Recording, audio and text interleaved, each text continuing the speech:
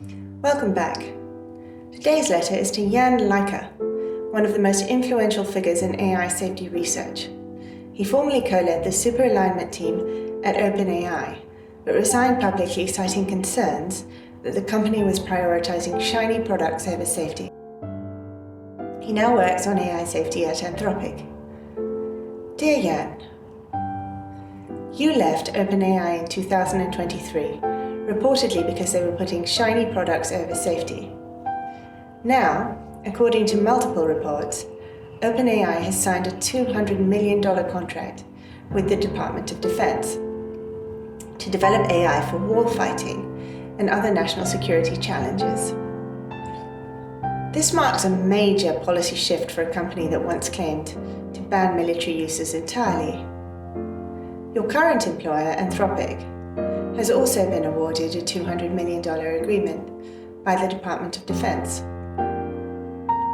to advance frontier AI capabilities that enhance US national security, even though your CEO Dario Amodei has said no one really understands the technology.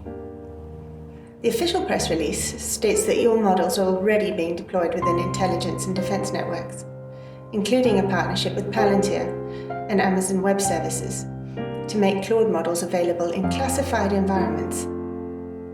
Is this safe? Do you believe it is truly possible to control minds more powerful than ours, especially ones we don't fully understand?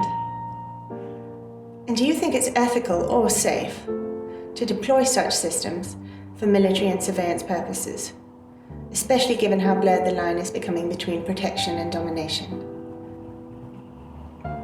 Also, isn't using potentially dangerous systems to solve problems created by those same systems simply creating recursive risk? Respectfully. Our next letter will be to Ethan Perez, the research lead at Anthropic. To anyone who listened, thank you.